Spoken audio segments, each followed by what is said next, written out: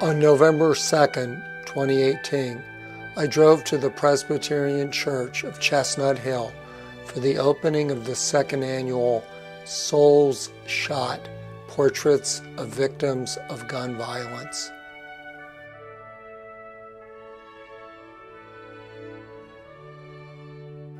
Curator and director Laura Madeline wrote, "Sadly, the exhibition represents only a small fraction of those affected by the epidemic of gun violence. The artists participating in this project were randomly paired with the families and friends of victims, or in some cases, artists already had personal connections with victims. The artists set out to illuminate the lives of these victims. The varied approaches and mediums is a fitting testament to the unique qualities of each of the souls portrayed. Families of the victims constantly face questions and comments about their loved ones, mostly about the circumstances of the gun violence. We seek to focus on the lives that were lived before that split-second, unacceptable, bad decision was made by the shooter." My name is Cherie Ryans. My son was murdered September the 2nd, 1990. Leaving the movie theater, mistaken identity. Him and his best friend were murdered. I'm honored to have Anna do the portrait of him. It just keeps him alive when I see that. It just keeps him alive. He looks like he would have been a very likable guy. It was likable. It's funny you use that word because that's the same word Anna used in the bio. He is very likable, very friendly. You know, a nice Looks guy. like he had a good sense of humor. You pinned it, so that means you did a good job, and you did an excellent job for somebody to pick that out. I'm Anna Kosher. I'm the artist, and Cherie was so kind and gracious to tell me the story of her son, and I'm a parent of 3 myself, so it's not difficult to imagine what that would be like on a mother and on a family. And she did such a good job just describing her son and the light that he had inside of him and how well liked he was by everybody in the neighborhood and how his future was ahead of him. He was a college student. It never goes away. He's forever in my heart. I mean, I carried him for 9 months. He was a part of me, so the years do not take away that love. It never can take away that love. It just never should have happened. My name's Joe Brenman. This group is going to be showing at my synagogue the next show around, and when I talked to Laura, she said she still needed more artists. So I said I would try to do one of the pieces. It's really nice. And I got to meet Eric's mother, Darnetta. She's just an incredibly inspiring, wonderful woman that works really hard to end gun violence. Works with children, and is just an amazing person. My name is Darnetta Green Mason. My son was Dwayne Eric Green.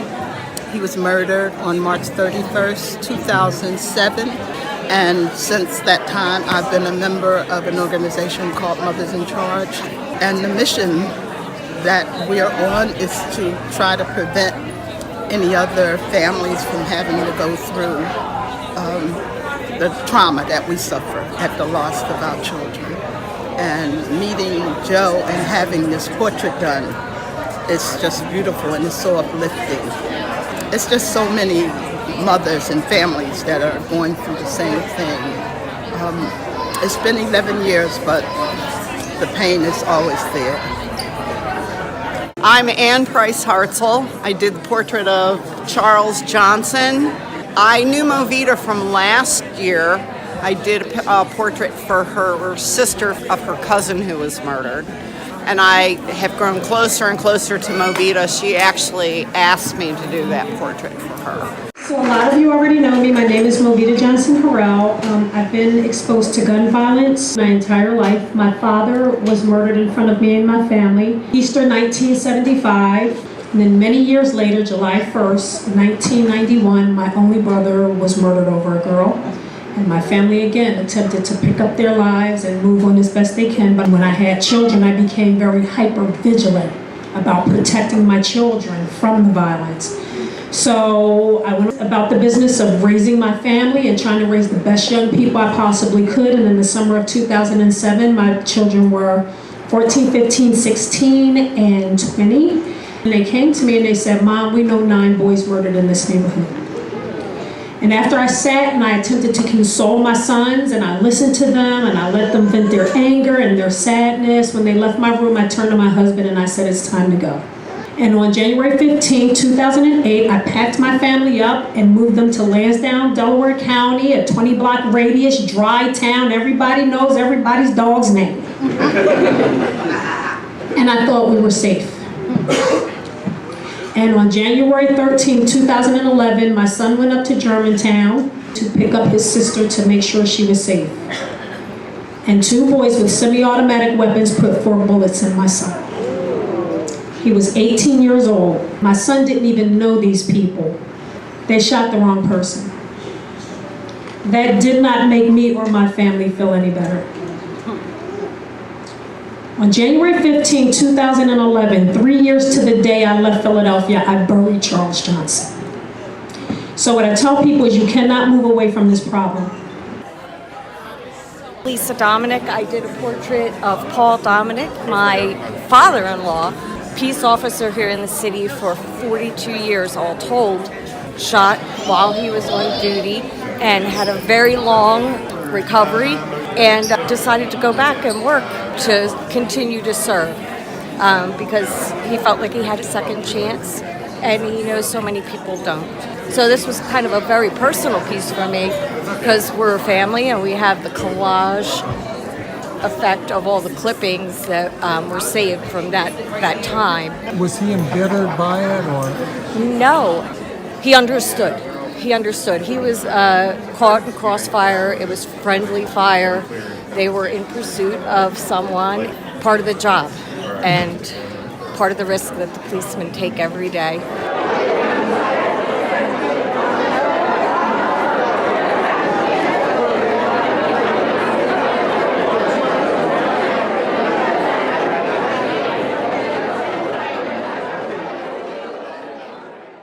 I'm Helen Mangelsdorf, and I painted a portrait of Brandon Lamar Baylor, the only son of Micaiah Capers. She was 14 when he was born, and they were always close.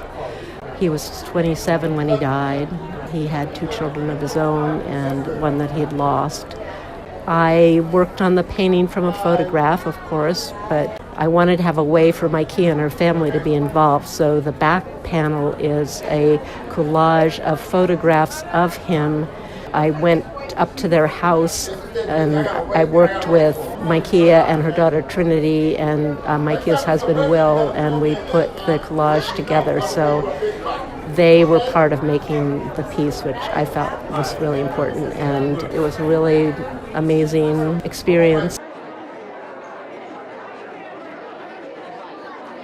My name is Lorraine Hall, better known as Miss Didi. Peter LaCourte was my younger brother, and he was killed 27 years ago. And it feels like it was just yesterday. And this is the first time I'm coming to this gathering, and to see his face up there is hard. So it never really goes away? Never.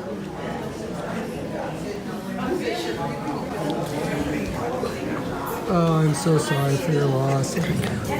I don't think the people who do this have any idea of the impact, but I love it because this is wonderful. What they did is wonderful. Yeah, this is a beautiful show. Yeah? Yep. Yeah. Thank you so much for talking to me, and good luck. Thank you. My name is Andre McCleary. This is Azalea Washington, and this is Gregory Washington. My daughter, her mother was killed in 2009 to gun violence, unfortunately. It's been a traumatic episode ever since then. My granddaughter, unfortunately, didn't get a chance to spend much time with her mother. I guess you were a baby, or? I was 2. 2. Her grandmother, my wife, took it upon herself to do an organization called Moms Bonded by Grief. And what she does now is she go around and she actually help other parents who have lost their loved ones, and she give them support. And it helps her with her grieving process. We all understand that the grieving process is something you're unprepared for because there's no instructions that comes with that. So we just do the best that we can do with what we have. It must have been the worst day of your life. It was the worst day of my life. Yes, it has been. I think we all looked at that experience as one of the worst days of all of our lives. Hi, I'm Marie Bender, and I did this painting of Javon Mitchell Pendleton, who was shot at 20 years of age. Back in May, I got to meet his mom, and we spent some time together, and I got to find out just what an amazing young man he was and everything he was striving for. He was in college. He had just gotten hired by the water department, and life was just being celebrated all around when he and his friend were both gunned down.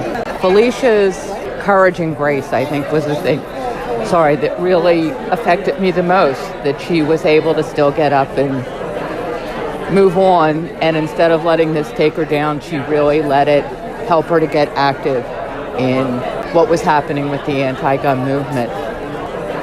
I'm Melissa Joseph, and I'm an artist with the Soul Shot Portrait Project. My work as an artist is socially based.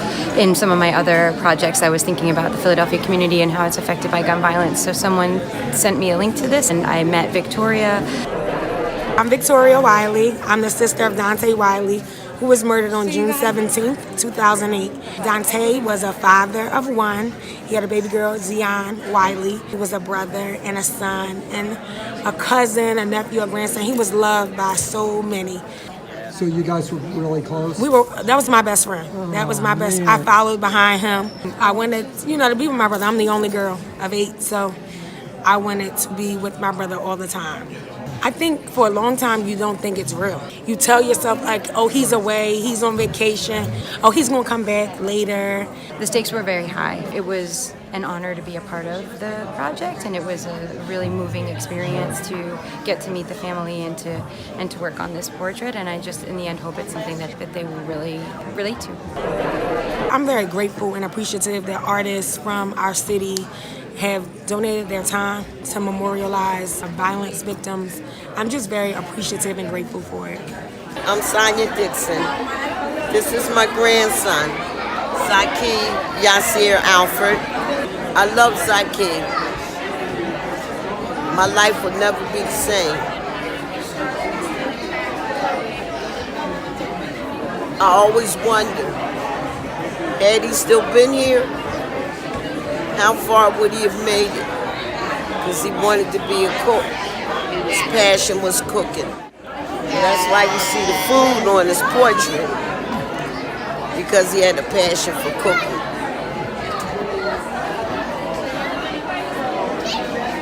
So he's cooking in heaven. Thank you very much. I'm really, really sorry for that. People will be glad to collect donations. This church has been a helpful supporter of Soul Shock, but more funds are always needed for the work that's done and for the traveling of the exhibition and Heeding God's Call as well. So the donations that you give are divided between Heeding God's Call and Soul Shock, and will make the work of combating gun violence and evil of the world possible. So if you can give generously, we will appreciate it. And of course the catalogs with all the pictures and the information about the portraits that are up are available for sale. Speaking of the portraits, one of the most gorgeous is up on the wall, and we are fortunate in this case that the person whose portrait is there is with us tonight and will be able to tell us her story. So please welcome Diamond Santiago.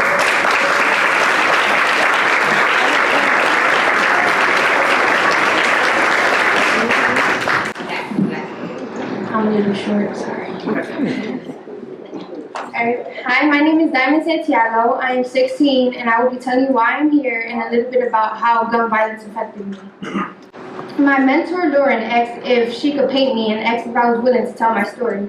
If you see in the painting, there are 16 flowers, which represent my age, and you see me and my scar on my stomach. When I was 13, I was at my father's house, and I was shot.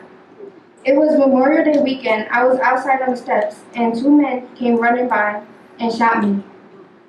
At first, I didn't realize that I was hurt or what was even happening. My parents called me to come inside. As I sat down, I began to feel dizzy. I told my father I thought I had gotten shot, but he didn't want to believe me. As I took my hand off my right side, he saw the blood and began to panic. I know it was hard to believe because no one ever wants to hear that this happened to their child. At this point, my friend was applying pressure on my side until the cops came. The cop car arrived and my dad put me in the trunk, and the officer began asking me questions. What's your name? What's your age? Do you know who this is? I'm just like, yeah, that's my father. I arrived to the hospital and they took me into surgery immediately. The surgery took about 7 to 8 hours. They said I wasn't supposed to make it because I was losing too much blood. About 8 months go by and I had about 9 surgeries. Being in the hospital for so long, it gets frustrating. Exercising with an open stomach and singing my lungs out every time I needed a vac change. I got better, then I went to rehab. About a month went by and I ended up back in the hospital. You begin to think, are you really getting better or are people just saying that to make you feel better? Thinking back, I thank God to show me that I had that much strength to get through what happened. Still today, I have constant hospital visits and restroom problems. I am currently not in school because I have stomach problems and I suffer from depression. I don't feel as confident now as before, and there are days where I just get up, I don't eat, and there are days where I just lay in bed. I wanted to share this because I know the struggle, and I say it's okay to feel weak. It's a lot to take in for a person. I am so grateful to families that came to mind for advice when someone has been shot. Also for the support that people should be helping each other and not making every day a competition. I hope laws can be changed so no one has to experience losing a loved one or fighting for their life due to guns. I want to thank my mom, my sisters, my brothers, my friends for supporting me through it all and being here today. You guys will always remember that the fire in oneself will always burn brighter than the fire around that tries to break us down. Feel free to ask me questions, take pictures, ask me what happened, and I'll sit right there. Thank you.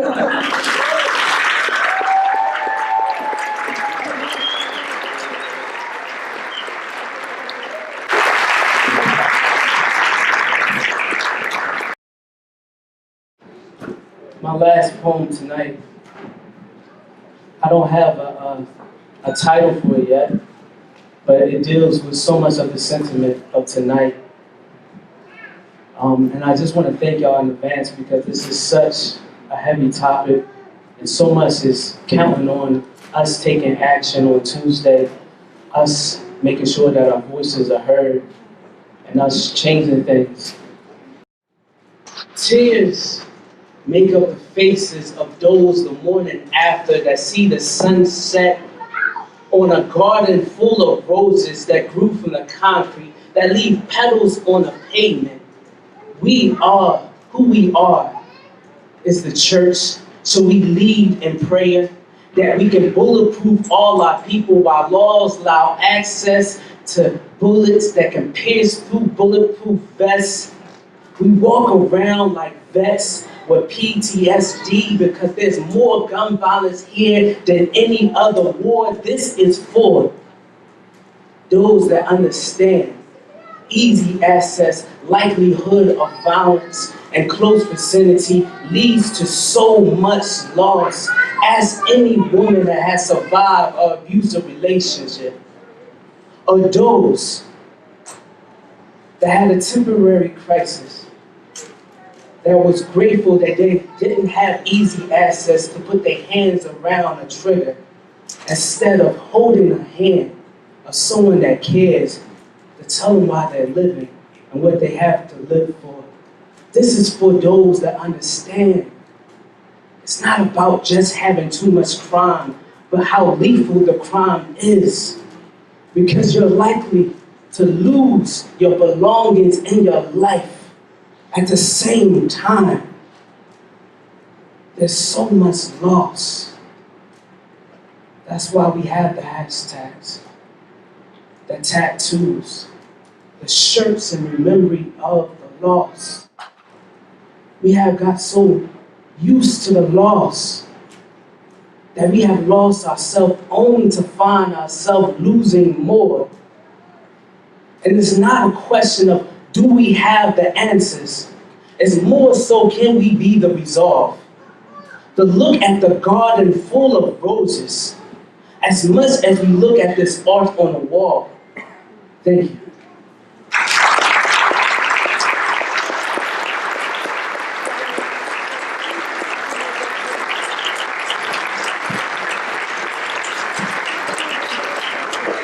Thank y'all so much for listening. I really appreciate everybody's story.